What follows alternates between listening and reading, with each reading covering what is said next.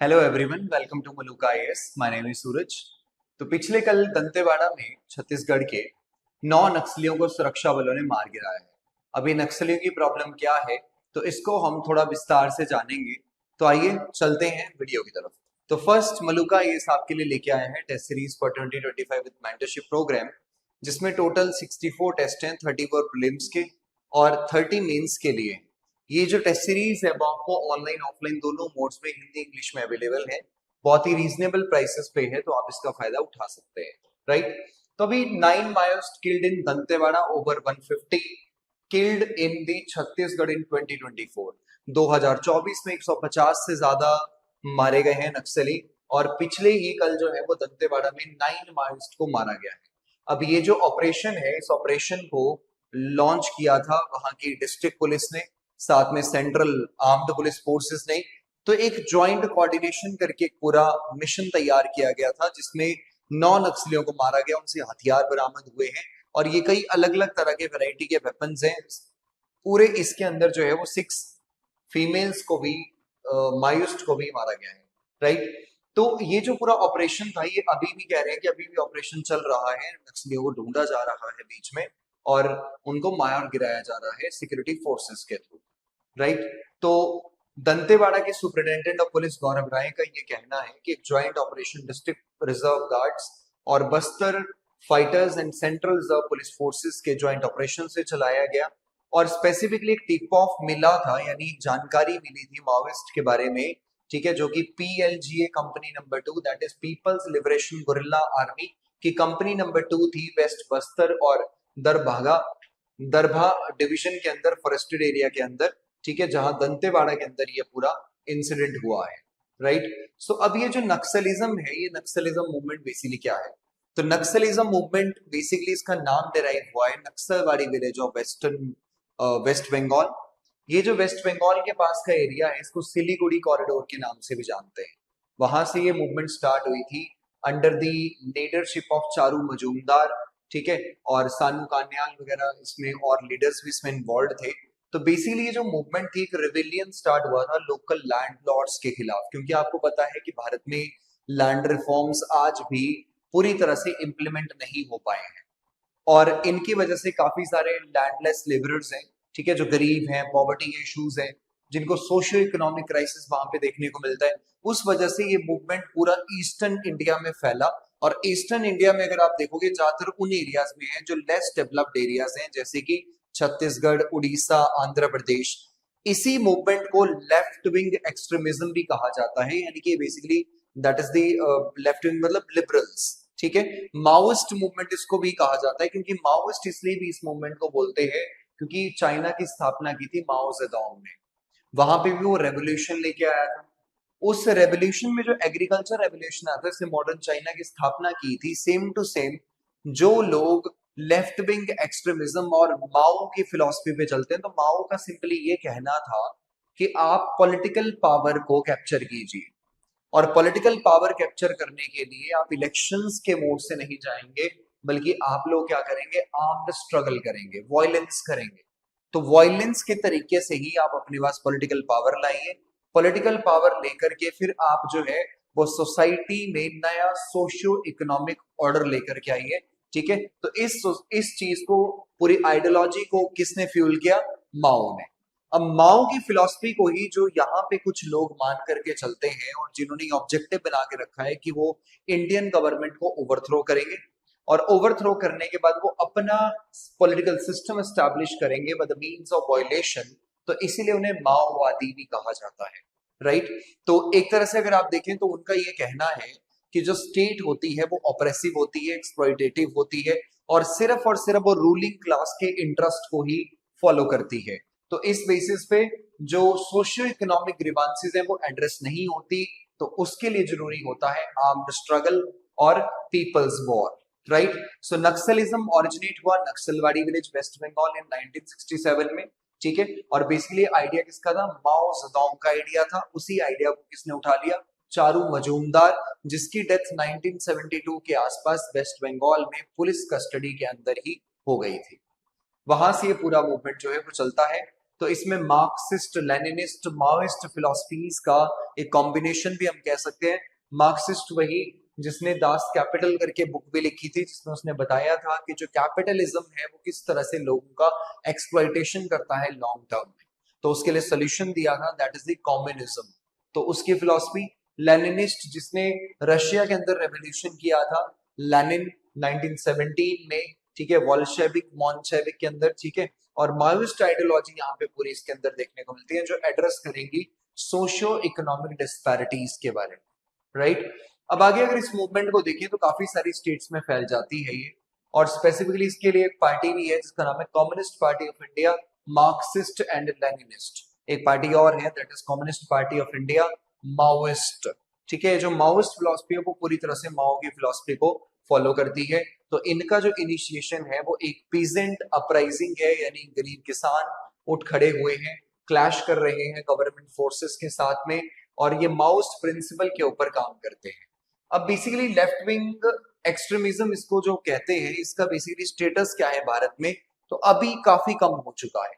पहले एक टाइम ये था कि 1970-80 के आसपास काफी पीक पे था, लेकिन फिर उसके बाद डाउनफॉल आया। 2005-2006 के अंदर भी डॉक्टर मनमोहन सिंह ने भी एक बार ये कहा था, ठीक है, जो पूर्व प्रधानमंत्री है, कि माओइज्म एक ऐसी भारत में एक बहुत बड़ी इंटरनल सिक्योरिटी का थ्रेट है, इसको कम करना पड़ेगा, राइट। इसके साथ अगर आप देखोगे तो कौन सी ऐसी स्टेट्स हैं जो अफेक्टेड है, छत्तीसगढ़, झारखंड, उड़ीसा, बिहार, वेस्ट बंगाल, आंध्र प्रदेश, तेलंगाना, महाराष्ट्र, मध्य प्रदेश, केरला।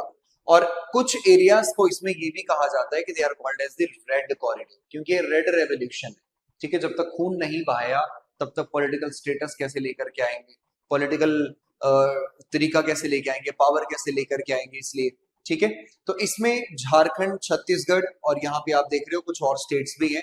जो रेड कलर के डॉट्स आपको यहाँ दिखाई दे जाएंगे, they are highly affected areas, और येलो कलर वाले थोड़े से मॉडरेटली अफेक्टेड है, और जो ग्रीन कलर में आपको दिख रहे हैं वो मार्जिनली अफेक्टेड एरियाज हैं। इस एरिया में अगर आप देखोगे झारखंड वाला, उड़ीसा वाला, तो this is also mineral rich area. यहाँ काफी सारे मिनरल्स मिलते हैं, यहाँ पे मेटल्स, नॉन मेटल्स दोनों। और ये छोटा नागपुर प्लेटो भी इस एरिया को कहा जाता है, काफी फेमस है। तो अभी अगर आप देखोगे तो छत्तीसगढ़, उड़ीसा, आंध्र प्रदेश, ये कुछ एरिया जो है यहाँ पे ज्यादा नक्सल्स की मूवमेंट है, ठीक है, तो जिसको कहा जाता है रेड कॉरिडोर, राइट। अब देखो मेन कॉजेस क्या है नक्सलिज्म के। सबसे पहला है सोशल इकोनॉमिक फैक्टर। ज्यादातर डेवलपमेंटल बेसिस पे देखें तो यहाँ पे सरकारों ने ज्यादा ध्यान नहीं दिया, पहले की जो सरकारें थी। करप्शन एक मेन मुद्दा यहाँ पे रहा है, ठीक है। ज्यादातर यहाँ पे रोड नहीं बने, एजुकेशन की फैसिलिटीज नहीं बनी। इसके साथ में यहाँ के जो लोग थे, ठीक है, वो काफी सेकुलेटेड रह गए, अलग रह गए, जिस वजह से, ठीक है, वहां जो डेवलपमेंट नहीं हो पाया, तो उससे जो दलित है या फिर जो इंडिजिनस यानी आदिवासी लोग हैं वहां पे, इनको सोशल एक्सक्लूजन मिला और बेसिक नेसेसिटीज नहीं मिली इनको, जिस वजह से यहाँ पे नक्सलिज्म की जो आइडियोलॉजी है वो फैल गई। दूसरा, लैंड राइट्स डिस्प्यूट। तो आदिवासी कई बार क्या करते हैं, वो ये बार बार कहते हैं कि हम लोग इन्हीं जंगलों में रहते हैं। अब कई बार क्या होता है कि कोयला निकालना होता है, आयरन ऑक्साइड अगर निकालना है, मिनरल्स को वहां से माइन करना है, तो उनको, आदिवासियों को एक जगह से उठा के दूसरी जगह फोर्सफुली भेज देते हैं। उनको बेसिकली कोई प्रॉपर रिहैबिलिटेट नहीं किया जाता, प्रॉपर इनको चार पैसे भी नहीं दिए जाते। उस चक्कर में क्या होता है कि उनका जो एक्सप्लॉइटेशन होता है उससे भी वो नक्सल्स कैंपेन की तरफ चल पड़ते हैं। अब नक्सल्स भी क्या करते हैं, इनका भी एक basically phase by phase system होता है अपने एरिया में इन्फ्लुएंस बनाने का। जैसे कि अगर आप देखोगे तो सिंपली ये क्या करते हैं, सबसे पहले किसी विलेज के अंदर जाएंगे जो रिमोट विलेज है, वहां के लोगों के इश्यूज को समझेंगे। उसके बाद सेकंड जो फेज इनका स्टार्ट होता है उसके अंदर ये अपनी फ्रंटल ऑर्गेनाइजेशंस को भेजते हैं जो सरकार के खिलाफ जुलूस निकालती है। थर्ड फेज के अंदर लोगों को रिक्रूट किया जाता है जो इनकी आइडियोलॉजी से बेसिकली इंटरेस्टेड होते हैं, उसके अंदर उनको रिक्रूट करके उनको वेपन्स देके उनको गुरिल्ला वॉरफेयर के टैक्टिक्स सिखाए जाते हैं। और फोर्थ स्टेज के अंदर ये होता है कि ये लोकल जो पुलिस स्टेशन है या लोकल जो भी गवर्नमेंट का इंडिविजुअल है, ऑफिसर है, उसको अटैक करके उसको क्लियर करते हैं, उस जोन को लिबरेट करते हैं। और फिफ्थ जो आता है दैट इज बेसिकली ये नक्सल जो लिबरेटेड जोन होता है उसके अंदर ये टैक्स कलेक्शन करते हैं, ठीक है, और कहते हैं कि आज से पूरा नक्सल्स का एरिया हो चुका। तो ऐसे फेज में ये काम करते हैं। साथ में कुछ पॉलिटिकल फैक्टर्स भी नक्सल की मूवमेंट्स के लिए रिस्पॉन्सिबल हैं, जैसे weak governments, lack of infrastructure, ठीक है, रोड कम्युनिकेशन नेटवर्क्स, ठीक है, आज भी ऐसे एरियाज हैं जहाँ पे मोबाइल टावर्स नहीं है, ठीक है, लोगों को पता ही नहीं है कि मोबाइल नाम की भी कोई चीज होती है जिससे बात आप कर सकते हो दूर वाले एरिया से, ठीक है। डेमोक्रेसीज का उतना नहीं पता, लोगों की क्या नीड्स हैं, ग्रीवांसेस क्या क्या है, वो कभी एड्रेस हुई नहीं प्रॉपर तरीके से डेमोक्रेटिक सिस्टम में, ठीक है, तो इसीलिए वो लोग थोड़ा सा उस तरफ जाते हैं। अब मेनली अगर देखें तो इनिशिएटिव्स क्या है, तो इनिशिएटिव्स के अंदर national policy and action plan to address left wing extremism 2015 इसको लाया गया, और इसके थ्रू जो है वो नक्सल्स एरिया की प्रॉब्लम्स को सॉल्व करना, लोगों की ग्रीवांसेस लाना, उनको मेन स्ट्रीम करना, से समाधान जैसी स्कीम, एस्पिरेशनल डिस्ट्रिक्ट प्रोग्राम जिसमें 115 डिस्ट्रिक्ट्स को सेलेक्ट किया जाएगा देश की, उसमें जो पिछड़ी हुई डिस्ट्रिक्ट्स हैं उनमें इंफ्रास्ट्रक्चर डेवलपमेंट जैसी चीजें करवाई जाएंगी, सिक्योरिटी रिलेटेड एक्सपेंडिचर स्कीम के अंदर इंप्लीमेंट करवाया जाएगा, ठीक है, लेफ्ट विंग अफेक्टेड एरियाज के अंदर स्पेसिफिकली अगर आप देखोगे जो स्टेट पुलिस है उसको मॉडर्नाइज करना, मॉडर्न वेपन्स देना, ट्रेनिंग करना, और जो पुलिस स्टेशन है उनका फोर्टिफिकेशन करना कि नक्सल अटैक भी हो जाए तब भी उस इंफ्रास्ट्रक्चर को डैमेज ना हो, ये करना। बाकी सेंट्रल आर्म्ड पुलिस फोर्सेस को डिप्लॉय करना, स्पेसिफिकली इस एरिया में कोबरा कमांडोज काम करते हैं जो गुरिल्ला वॉरफेयर टैक्टिक्स में काफी महारत उनको हासिल होती है। ऐसा कहा जाता है कि जब से कोबरास को वहां पे लगाया गया है तो ये कोबरा कमांडोज की वजह से काफी हद तक नक्सल्स की प्रॉब्लम को रोका गया है, काफी लोग सरेंडर भी करते हैं हर साल, ठीक है, उनको मेन स्ट्रीम भी किया जाता है, उसके लिए प्रोग्राम भी चलाए जाते हैं। तो ऐसी स्कीम्स को और रोड कनेक्टिविटी के अंदर, ठीक है, रोड्स को डेवलप करना, नक्सल्स एक अगर देखा जाए तो एक ये आप ये कह सकते हो कि रूरल और रिमोटली बेसिकली जो रिमोट विलेज होते हैं उनका ये कैंपेन है प्रॉपर। अगर सड़क जाएगी तो विकास भी साथ चलेगा, ठीक है, नए रोड बनेंगे तो स्कूल भी बनेगा, हॉस्पिटल भी बनेंगे, मेडिकल सेंटर्स भी बनेंगे, इंफ्रास्ट्रक्चर भी बनेगा, साथ में नई इन्वेस्टमेंट्स भी होंगे। तो नक्सल इस बात को लेकर के काफी डरते हैं। तो जहां भी रोड का डेवलपमेंट किया जाता है ये लोग यहाँ पे आईडी में एक्सपर्ट होते हैं, इम्प्रोवाइज्ड एक्सप्लोसिव डिवाइस में ये वो लगा देते हैं। तो सिक्योरिटी फोर्सेस यहाँ सिक्योरिटी प्रोवाइड करती है जिस बेसिस पे रोड्स का डेवलपमेंट अभी चल रहा है।